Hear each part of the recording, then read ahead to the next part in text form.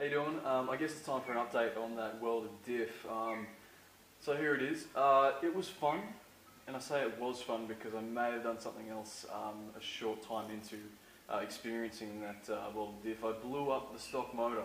Yes, I only got two sort of chances to really give the world of diff a go.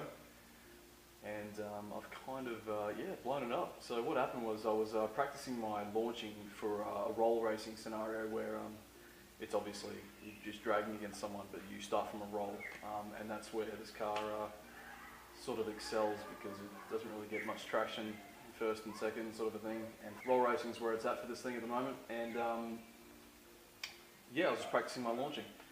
So I was sort of at about 90k an hour in third gear. I don't really need to be brake boosting at all to get a launcher because if I lean into it, it's sort of at the right point in the rev range to just wind out through the gears and have plenty of power and still be in boost. Obviously, to make power in this thing, you've got to be in boost. So it's kind of perfect. But what I was really looking for was sort of a slingshotting type thing where I'd spool her up on the brake. Obviously with a bit of accelerating and letting off the brake and then just stomping the accelerator, which is what I was doing. I had it spooled to about 10 or 11 pound and I've just completely stomped that throttle and it's pulled me for a split second and then it's just it's blown up on me. So what happened was a loud bang. It turned out to be cylinder number 3. I determined that it was cylinder number 3 by popping the hood and seeing, oh shit, cylinder number 3, I can see through it. It wasn't exactly like that, but it kind of was. So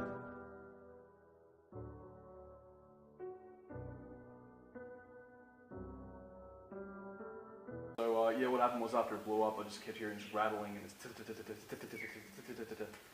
and pretty accurate impression of that. Yeah, thankfully I was pretty close to an exit and I was on the freeway. It was late at night. There was no one around, by the way.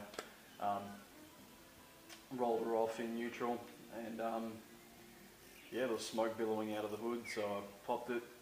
Yeah, there's some flames going on. What had happened in cylinder number 3, I might be able to see the engine in the background here.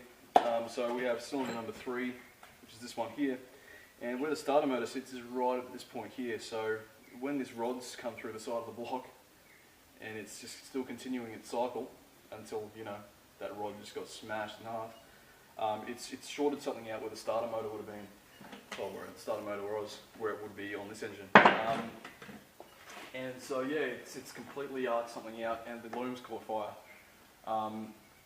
So that was pretty scary. You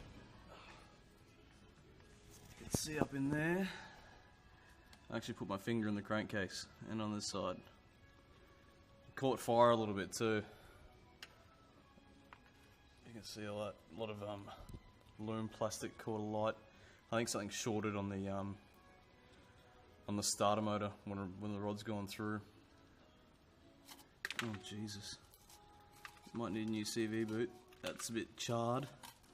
Listen to that crunch. I don't make that much noise eating cereal. Thankfully, someone stopped and they had plenty of water bottles on board, and we doused it.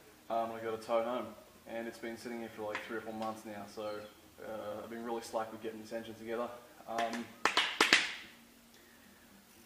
Welded diff, would I do it again? I'm going to do it again because I really like winding it out through the gears, especially in a scenario where you're sort of being a bit silly and racing someone,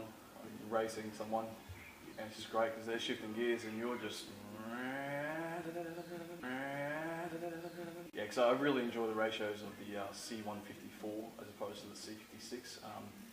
I mean, the C56 definitely has benefits and the acceleration on it is much better and it's just more fun.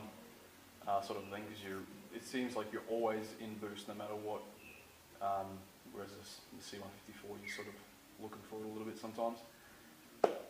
Yeah, so that's where that's at for the time being. What I've been doing now though is, in between that time and this time I'm recording this now, is been accumulating parts to get the motor back together. Here I have got some ARP head studs which are 1NZ specific, so I kind of sold out in a sense there because I was trying to find a ARP stud, but that was made for another engine, but still shared the same thread pitch and all that sort of thing, but had a different price on it, if that makes sense, because obviously being a 1NZ and It's not a very sought after thing. There's a bit of a hike up in the price. I think I paid something like $460 for those. If you're buying them for a Honda motor or something, they're just so much cheaper. So I should have looked into that a bit more, but I really just want to get this done, so I forked it out. I got some gaskets there ready to go for it. What I've been doing this morning really is, microphone. Just clip that to my person. Yeah, so what I've been doing this morning is porting and polishing to some extent, not going crazy with it. Just a bit of a smooth. If you saw what I did with my first cylinder head on that stock motor, I did do the similar thing, but I went a bit nuts with it, and the whole thing was just, it was pretty good. It was immaculate. I mean, it wasn't flow tested, so I don't know how good it was actually performing or its potential to perform. Didn't really see it with the stock motor and the stock boost levels, obviously.